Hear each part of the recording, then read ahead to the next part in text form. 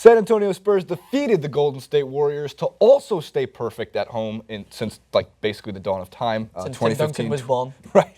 Since at least 2015, and both the Warriors and Spurs are combined 80-something and 0 on their home courts over the last 2 years. They won 87-79, and those tuning in who wanted to see an offensive outburst did not get that at all. Instead, they got a sluggish game.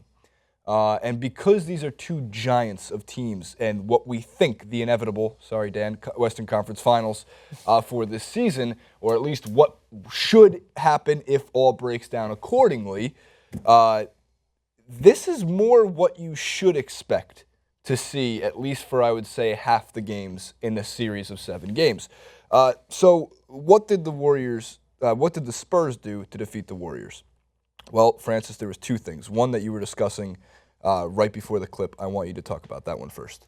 Well, it wasn't as much what the Spurs... I mean, the Spurs played very well. They hounded defensively. But I seen for the first time something that I'm surprised more outlets hadn't picked up on, is that everyone was like, oh, what are the Warriors going to be like without Klay for a little bit, without Steph, or without Draymond Green? But they never really stopped to think, what would they be like without their versatile utility players that come in terms of allowing the likes of Steph and Klay to have a rest, but still maintaining that high level. So they were without Iguodala, who, as you mentioned, is silently one of their best and most effective players, and Andrew Bogut as well, who was able to come in and help when those minutes pass by, where you need to give some of your better players a breathing space. I thought they looked a little fatigued. Nonetheless, I still thought the Spurs deserved that victory. But Iguodala is a player that, if you bring in for the Splash Brothers or someone else to perform and consistently be able to shoot, which he finds a shot very well, one of the best, I think, in the league at doing so, you notice that the standard did drop, and the Spurs grew in confidence when those changes were made. And I thought they weren't able to make those changes as prominently, talking about Golden State, and they suffered. I think they suffered a little bit of fatigue. So yeah, and with that high intensity that the Spurs had to make sure that they weren't allowing Steph the ability to shoot from his usual range, I think it started to take its wear on Golden State, specifically towards the end. Yeah, 100% agreed on all those, and exactly the point, at least on Andre Iguodala and Bogut, and Azili wasn't playing either. The Spurs hounded the Warriors, and I shouldn't even say the Warriors, I should say their backcourt, specifically Thompson and Curry. And there was one easy way, and this is always easier said than done.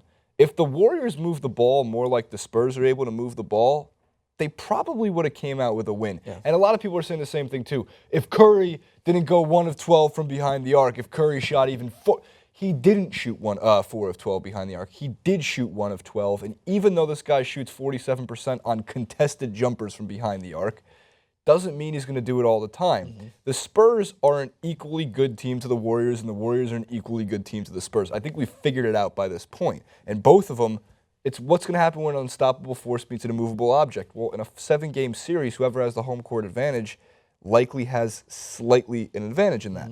But as you mentioned, all the points about how important it is to see Iguodala in that rotation, to see Andrew Bogut in that rotation, yeah, I think it's equally important. You take away Steph Curry from that team, there's probably an issue.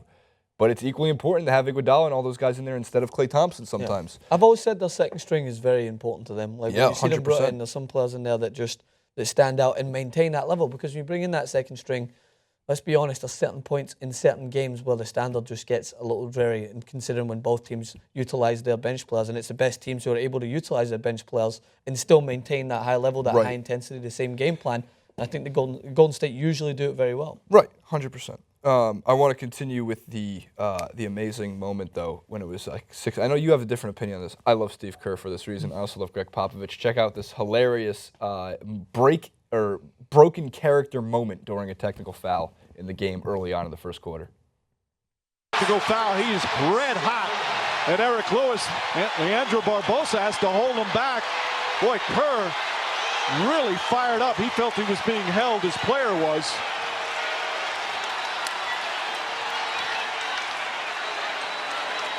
And Leonard will shoot the technical free throw. So if you missed that for the second, Kerr is fired up over a call, and actually while Leandro Barbosa, the Warriors, is blocking or trying to hold him back, he looks over at Gregg Popovich and goes, "You like that?" Because Popovich looked at him and said, "I like that." Yeah. It's probably just, I mean, I like him as a coach, and I like him. I know he's a legend of the game. It's just like, it reminds me of like a drunken husband at the bar where he just sees something that he doesn't like, and his wife embarrassingly has to hold him back with just one hand. Like Barbosa was just like holding him. Like, it's okay. Just have another drink. Another gin and tonic. You'll be fine. Right. So the last thing I wanted to wrap up with is how good of a player LaMarcus Aldridge really is. And this was him really showing what he's learned about being a Spur. Don't forget, it's such recent memory, yet people somehow do forget that LaMarcus Aldridge is so capable of dropping back-to-back 40-point games in the playoffs. And why do I say that? Because he actually did it. Yeah. With the Portland Trailblazers. And he's only gotten better. Yeah, his minutes this year have been in the mid-20s.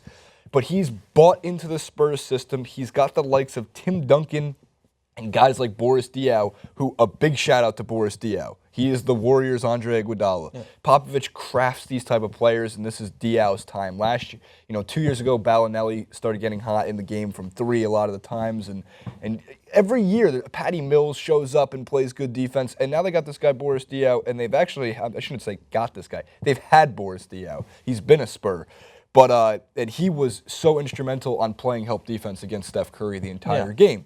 But again, back to LaMarcus Aldridge, who was 11 of 25 for 26 points and 13 rebounds, dominant on the glass and dominant from the field. The guy's got such an important game. And if he just don't be, calling this now, don't be surprised when LaMarcus Aldridge gets unleashed by Popovich. When Popovich says to him, go out, score at will, because he can and he will. But again, prepare yourselves. If you think that the Warriors and Spurs games are going to be more like 110 to 105, it's not Warriors OKC. That's not exactly. It is the complete opposite of Warriors OKC. That's what a Warriors Spurs playoff series is going to look like. That's what I want to see in the final because I am selfish and I like watching high scoring basketball. So OKC, fair enough. Warriors for me. Okay. I think Dan wants Clippers versus Spurs in the final. Well, actually, they meet before that. Then Clippers versus Warriors. Regardless, leave your comments in the comment section below. Here's example comment number 1. Oh, see, the Warriors lost to the Spurs. Steph Curry's garbage. You can't play. That's comment number 1. Comment number 2, you don't know nothing. Comment number 1 is definitely first.